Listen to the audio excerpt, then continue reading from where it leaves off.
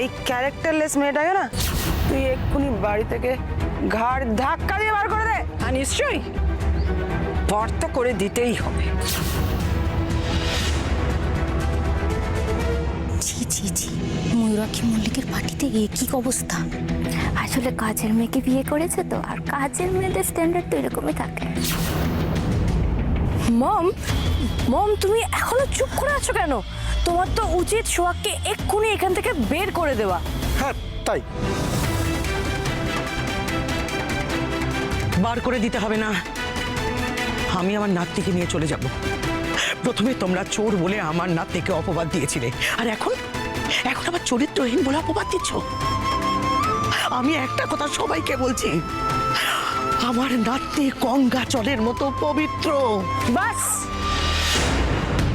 এই গঙ্গা জলের মতন পবিত্র মেয়েকে তুমি তোমার সঙ্গে নিয়ে যাও। আমাদের এখানে ওর কোনো জায়গা হবে না। দিতে হবে না, গাছতলায় থাকবো, কিন্তু আপনাদের এই বাড়ির ছায়াও কোনোদিন মারাবো না।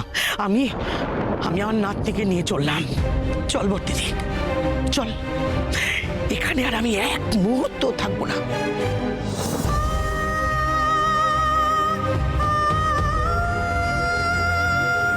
চল দিদি।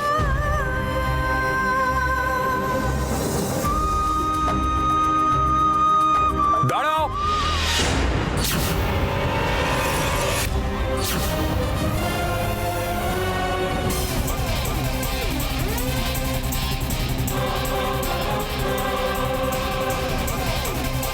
সূর্য, কেন ওদেরকে বাধা দিচ্ছ? যেতে দাও না।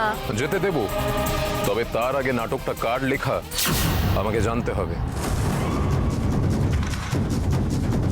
নাটক মানে? বলছি বাবা, সব বলছি। নিম্মা, একটু দাঁড়িয়ে যান। এই নাটকের দুটো ইন্টারেস্টিং পার্ট আছে। ফার্স্ট পার্ট, সংযুক্তা আন্টি সোহাগের জুসের গ্লাসে একটা সেডেটিভ একটা নেশা করার ওষুধ মিশিয়ে সোহাগকে মাতাল করে পার্টি গেস্টদের সামনে হাসির খোরাক করতে চেয়েছিল।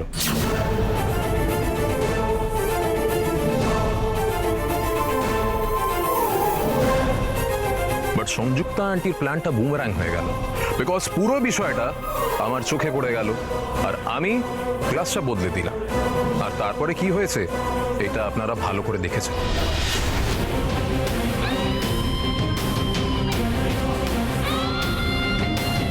আর নাটকের সেকেন্ড পার্টটা আরো ইন্টারেস্টিং, তবে এক্ষুনি আমি এটা বলছি না যে এই নাটকটা কার লেখা। এই খেয়েছে রে, তীরটা মনে হচ্ছে আমার দিকেই আসছে।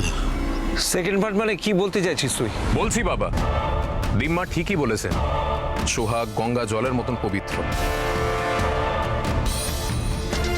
এক্সেসিভ ড্রিঙ্ক করে না তোমার মাথাটাই খারাপ হয়ে গেছে সূর্য, তাই নর্দমার জলটাকেও তোমার গঙ্গার জল বলে মনে হচ্ছে। Mind your language bomb.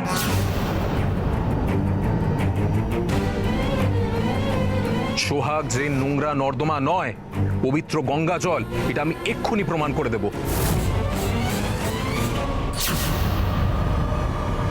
বাচ্চা,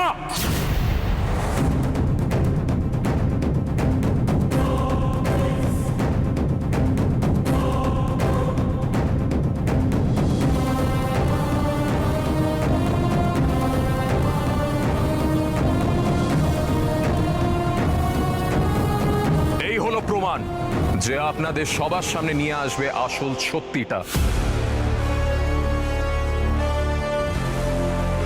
বাচ্চাটা আবার আমার সাথে বেইমানি করবে না তো?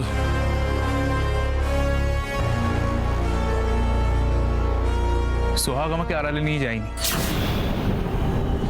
ওকে আড়ালে আমি নিয়ে গিয়েছিলাম।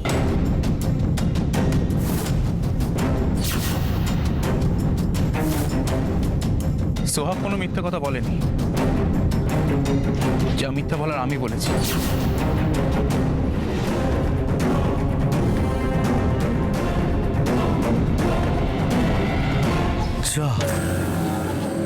মানে বুঝতে পারছি না।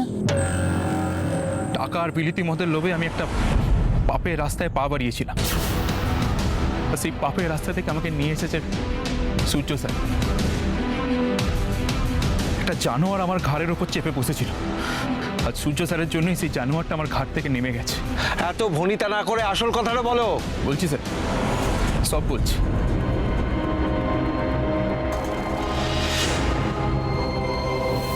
আমি ভেবেছিলাম এই পার্টিতে সোহাগের নামে বদনাম করে এখান থেকে হরকে যাব, কিন্তু সূর্য স্যারই আমাকে আটকে দিল। কি আমাকে এখানে নিয়ে এলেন কেন? সোহাগের সম্বন্ধে তুমি যেসব বলেছো সেসব কি সত্যি? আলবাত সত্যি। সোহাগে আমার হাতে পায়ে ধরছিল ওকে বিয়ে করার জন্য। তুমি সোহাগকে ভালোবাসতে না? বাস্তব তো ভালোবাসি, কিন্তু সোহাগী তো আমাকে পাত্তা দিল না। আজকে সেই সোহাগী তোমার হাতে পায়ে ধরে কান্নাকাটি করলো বিয়ে করার জন্য? হ্যাঁ হ্যাঁ বলছিল। তো কি হয়েছে? তোমার টাকা চাই না? আমি দেব। মদ চাই? আমি দেব। যত চাই আমি দেব, কিন্তু তুমি আমাকে সত্যি কথাটা বলো। দেখো বাচ্চা, তোমার এই সত্যির উপরে নির্ভর করছে সোহাগের সুখ শান্তি সবকিছু।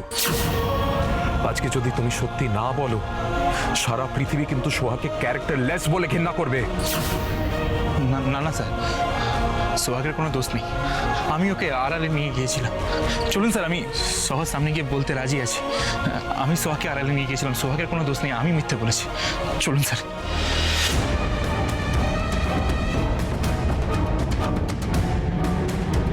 আমাকে আপনি মাফ করে দেবেন মিনিস্টার স্যার।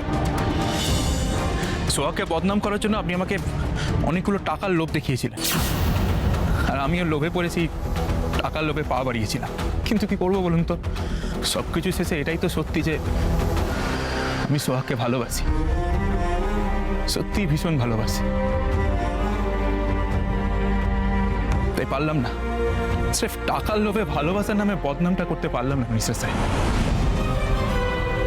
আমাকে আপনি ক্ষমা করে দিন। মিথ্যে কথা, you are a damn liar. আমি তোকে কোনো টাকা দিইনি। আপনি দেননি, কিন্তু এই মতি আমাকে টাকা দিয়েছিল।